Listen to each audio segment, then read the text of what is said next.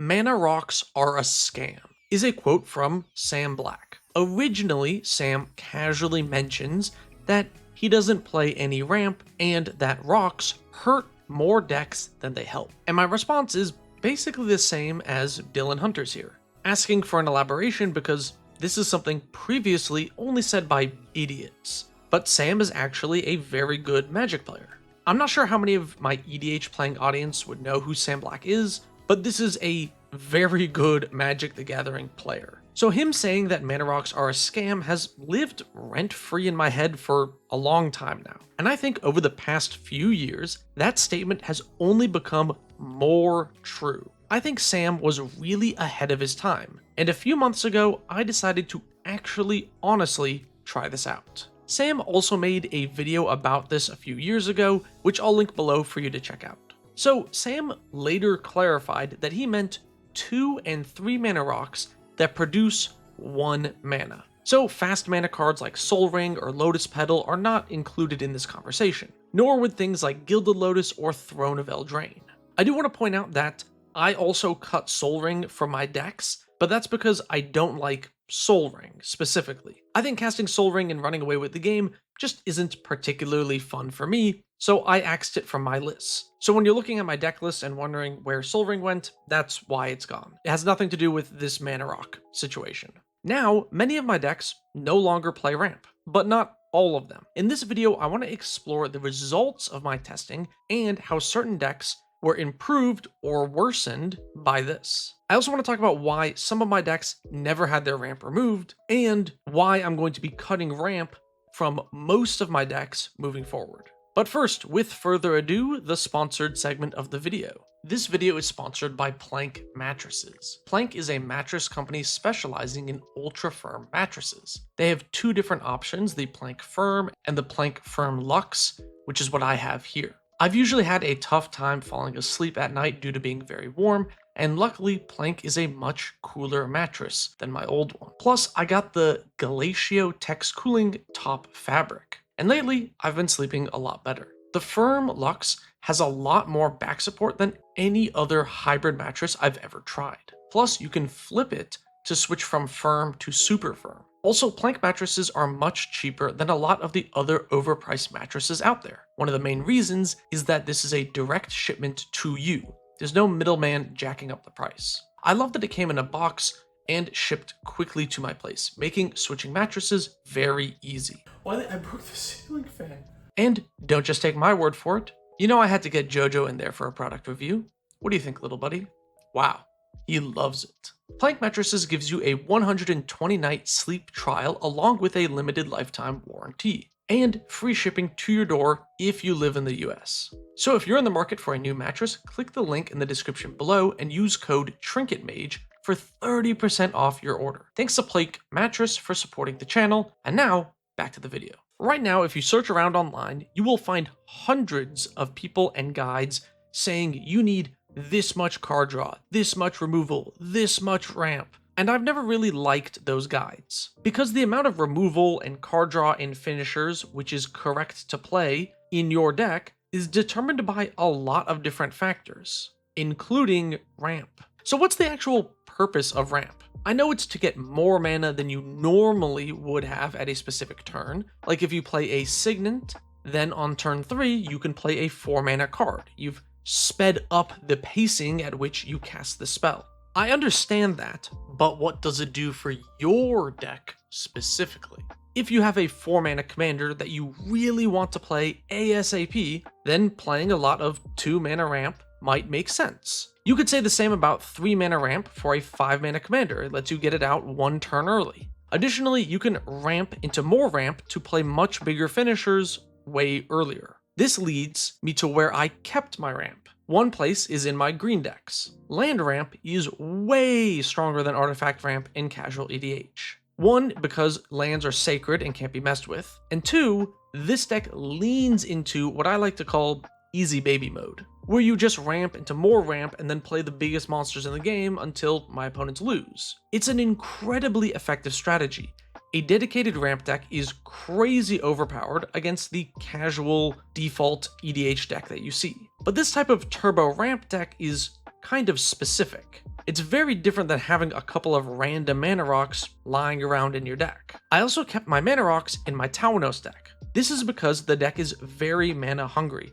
I'm always wanting to activate Tawanos and essentially tack 2 more mana onto the cost of my artifacts so they enter and do an additional thing. But also this deck cares about having artifacts in play, so playing mana rocks specifically over more lands would help me increase the number of artifacts I have, and that is very important for the deck. Additionally, in some of my slower control decks, I left in Gilded Lotus and Throne of Eldraine. These let me burst into a lot of mana very quickly, and they produce enough mana that I could play a Gilded Lotus and hold up counter magic, making it really easy to set up for the big 8 mana play while protecting my Gilded Lotus. With all that said, mana rocks have a few problems. One is they get removed. You see, unlike the green player who gets to have 15 mana and there's nothing you're allowed to do about it, rocks are fair game. Vandal Blast, Cyclonic Rift, Farewell, Bane of Progress, Austere Command, Rampage the Clans, and many, many, many more will completely sweep away your mana. To be clear, I'm not saying these cards should see less play. I think it's fine to have counterplay against artifact and enchantment decks, but it does mean in a commander game, sometimes you get blasted from 8 mana down to 5, and that can be really difficult to recover from. Also, mana rocks are only ramp if you also have a land to play. So in my earlier example of a 2 mana rock to ramp into a 4 mana card, only works if you have 3 lands and a rock.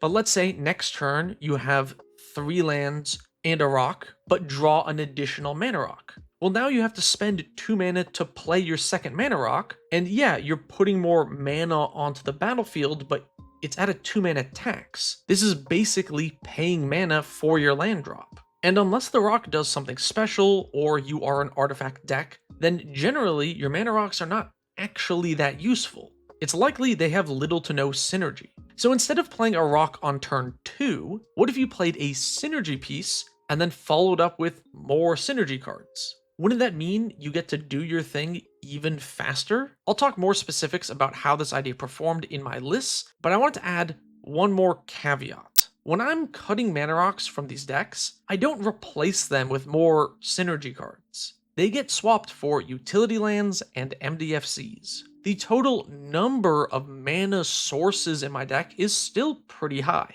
Most of these lists have 42 plus lands when you include MDFCs. By doing this, not only am I regularly hitting my land drops 6 turns in a row, but I'm also not flooding out, because MDFCs could be land drops, but it's also a regrowth or a tutor or card draw. And same with utility lands. There are so many good lands these days that are basically just spells, and late game, they get a lot of value. This is where I think Sam was really ahead of his time. Over the years, we have gotten so many powerful utility cards that take up land slots, you can easily add a lot of these to your deck and replace all 10 rocks. And let's do a little bit of math here. We can use a calculator on Salubrious Snail's website, link in the description. If I have 42 lands, I'm able to get 6 lands by turn 6 about 50% of the time. And that is not factoring in any actual additional card draw. And at 6 mana, that's where you're able to cast most spells in your deck. Many lists don't have too many things that cost more than 7 mana, so I would really stick to minimum 42 lands,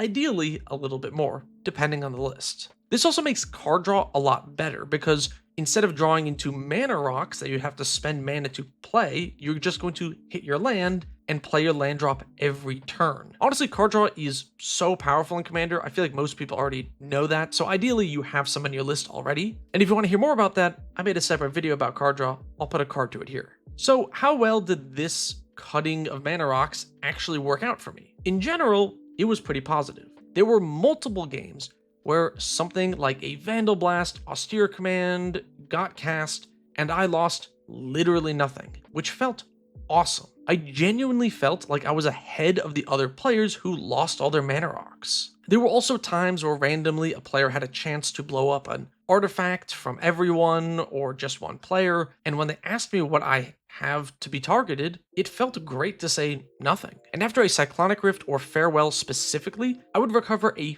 full turn faster than most players. Also, without rocks and by just hitting my land drops, I was usually able to get my synergy pieces in play and just get going faster. Here's some specific examples from my decks. I will link my Architect folders here, and you can see the decks I currently play and some of the retired ones. My McCready deck is a pure aggro list, and I actually had a moment on stream in a patron game showing how fast you could be without wasting time ramping. I went tap land into my commander, into Unstoppable Slasher, into Duelist Heritage, and just nuked a player. And in games where players are wasting their turns ramping, not playing any actual threats or removal for your stuff, an aggro deck like this can really punish players. In my new Boros deck, I've cut all the ramp with the intention that this deck is super slow and controlling. And since this deck wants to take its sweet time, that means the likelihood of a big destroy all effects like Farewell, which is in the list, being cast goes up a lot. And in the long run, this deck just has more mana and more utility in the mana base, which really helps a Boros list like this put out more power in the late game. In my Sig deck, I used card draw from Sig to always have lands in hand and keep playing my land drop every turn. But in my video about this list, someone actually commented saying, wouldn't ramp be better for Sig? Because you can't play multiple land drops a turn in these colors, but mana rocks essentially allow you to get multiple land drops by having multiple mana sources come into play. And then with that acceleration, you can cast more spells and the deck draws a lot of cards, so you could then utilize that mana really well. And I think they're correct, actually.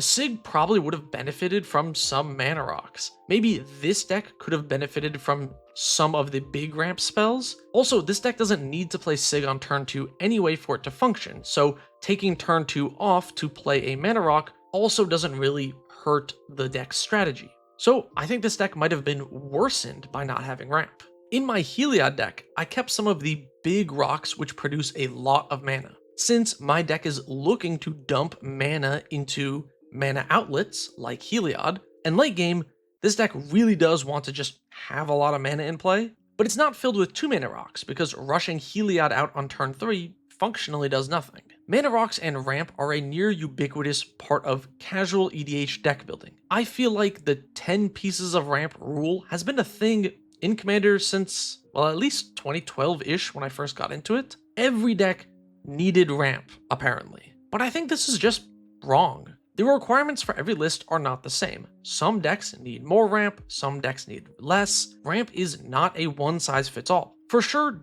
don't just play 10 random mana rocks because you saw it in a guide once. And please don't just play 1 or 2 random non-utility ramp spells. That seems way worse than a utility land. I think people need to be more aware of what they're ramping into. It is true that using ramp to get a turn 3 Smothering Tithe and take over the game is powerful, and a good way to win if that is specifically what you're looking for. But is that specifically what you're looking for? Are you ramping into things that are so powerful that you justify playing the ramp? Are you looking to win in that way? If you're looking to play your synergy pieces and play a slower, longer casual game, why waste time on ramp?